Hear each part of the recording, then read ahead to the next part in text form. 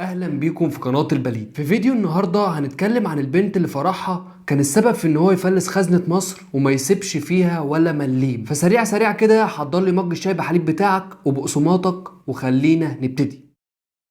في يوم من الايام كان في راجل اسمه خمراوية ابن احمد ابن طولون، اللي ابوه يبقى مؤسس الدولة الطولونية احمد ابن طولون. والراجل ده كان حاكم على مصر وعايش عيشة مرفهة جدا والدنيا معاه في اللذيذ، بس للاسف كان في شوية مشاكل بينه وبين الخليفة العباسي، وده كان بسبب ان ابو خمراوية اللي هو احمد ابن طولون كان فصل نفسه عن الدولة العباسية واستقل بمصر. ده من الرغم ان مصر كانت مربوطة وقتها ببغداد شكليا. فصاحبنا خمراوية دوت من الرغم من ان هو راجل قوي وان مصر كمان قوية، إلا إنه كان عايز ينهي المشاكل اللي بينه وبين الخليفة العباسي بأي تمن، وينهي طبعا وجع الدماغ والنزاعات اللي ملازماه بقالها سنين. فقعد يفكر إزاي هينهي المشاكل دي بطريقة تضمن له إن الخليفة العباسي ما يرجعش يفتح معاه موضوع انفصال مصر عن الدولة العباسية تاني. لحد ما دخل عليه واحد من الوزراء بتوعه وقال له ان الخليفة العباسي طالب ايد بنتك قطر الندى. وهنا راحت دماغه منورة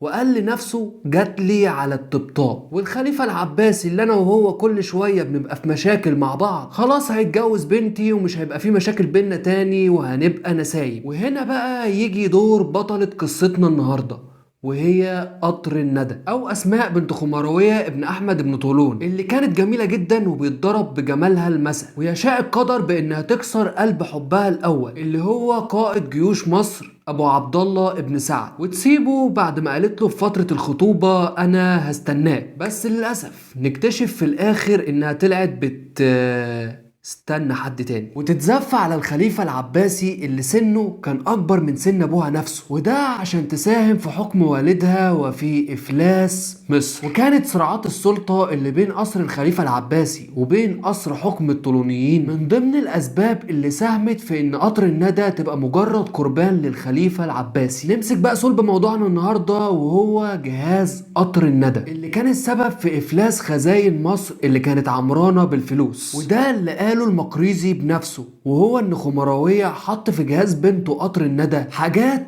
كانت غالية جدا لدرجة انها مش موجودة في قصر الخلافة. ده من الرغم من ان المهر اللي قدمه الخليفة ما كانش يليق بواحدة الخليفة هيتجوزها اصلا، لكن خمراوية قالك مفيش منه الكلام ده، انا هجهز بنتي بجهاز مفيش بنت اتجهزته. وكان من ضمن الحاجات اللي موجودة في الجهاز اللي اتجهزته قطر الندى صندوق كبير محطوط فيه 100 هون من الذهب الخالص و1000 تكة. تمن التكة الواحدة 10,000 دينار، والتكة دي يعني سروال حريمي. ده غير ان خمراوية استعان براجل اسمه ابن الجصاص، وده كان اشهر تاجر مجوهرات في بغداد، وتم الاستعانة بيه عشان يتولى مهمة تجهيز قطر الندى. وبعد ما الجهاز كمل اتبقى مع ابن الجصاص 400,000 دينار. فراح الراجل عشان يديهم لخمراوية، لكن خمراوية رفض ياخده وقال له نظرا للتعب والجهد الذي بذلته قررنا ان نمنح لك ما تبقى من نقود، وهم 400,000 دينار. ففرح ابن الجصاص وقال له شكرا. واول ما دور وشه عشان يمشي راح نده خمراوية وقال له استنى، وامر الخازن بانه يطلع 1,000,000 دينار لابن الجصاص عشان لما العروسة بسلامتها توصل بغداد يشتري لها من هناك كل التحف والانتيكات اللي ما كانتش موجودة في مصر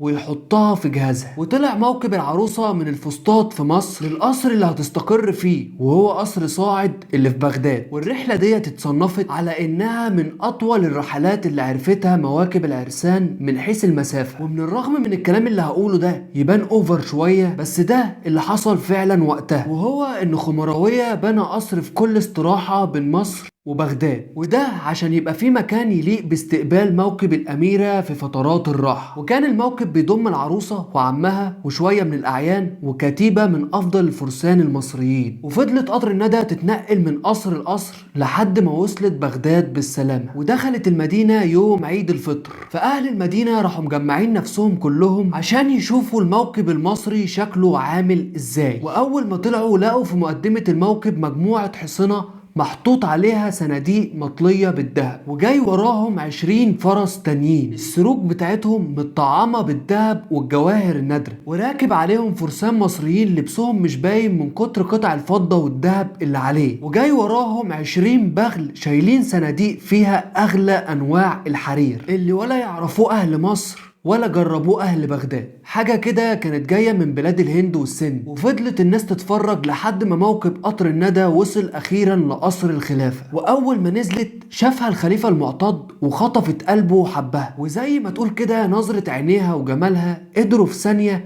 يعملوا مفعول السحر ويخلوها تكون قاعدة على قلبه ومربعة. وده خلاه انه يبدأ يديها رعاية واهتمام ما ادهمش لواحدة ست قبلها. وعاشت قطر الندى حياة سعيدة مع الخليفة المعتض. لكن للأسف جت الحزينة تفرح ما لقيتلهاش مطرح. ما يفوتش كام سنة من جوازها إلا وجاي لها خبر قتل أبوها خمراوية ابن أحمد ابن طولون، اللي كان السبب في انهيار الدولة الطولونية. ومن الرغم من إن الخليفة المعتض كان بيتمنى من زمان إن حاجة زي كده تحصل، إلا إنه زعل على زعل حبيبته قطر الندى اللي بعد الخبر ده فضلت في حالة وحشة لحد ما حصلت أبوها خمراوية. وده كان سنة 900 ميلادية، بعد ما شخص مجهول حط لها السم في الأكل. وماتت عروسة مصر وهي عندها 20 سنة تقريبا، واتدفنت في قصر الرصافة جنب قبر الموفق أبو الخليفة المعتض. وبكده تنتهي قصة قطر الندى اللي جهازها كان السبب في إفلاس خزائن مصر وتدهور أوضاعها الاقتصادية. وبس كده فيديو النهاردة يكون خلص. لو الفيديو عجبك ما تنساش تعمل لايك، ولو انت أول مرة تشوفني اشترك في القناة وفعل زرار الجرس. ولو حابب انك تنضم لعائلة البليد وتكون من اول الناس اللي بتشوف الفيديوهات اول ما بتنزل، فاحنا بننزل على القناة هنا فيديو كل اسبوع، والفيديو ده بيكون يوم الخميس الساعة 7. فلو قررت انك تنضم للعيلة ابقى عرفني في الكومنتات تحت. وبما انك مكمل الفيديو لحد دلوقتي فانت اكيد فاضي وما عندكش حاجة تعملها، فلو كلامي ده صح تعالى اضيع لك الفضا ده بحلقة كده كنت بتكلم فيها عن ما هي لغة تخاطب النمل، او ازاي بيقدروا يتواصلوا مع بعض، وكمان عن الطبيعة اللي بتضم انواع كتير من النمل زي النمل المزارع والنمل المحارب وكمان النمل الكيميائي. فلو عايز تشوفها هتلاقي الرابط بتاعها في صندوق الوصف تحت. سلام عليكم.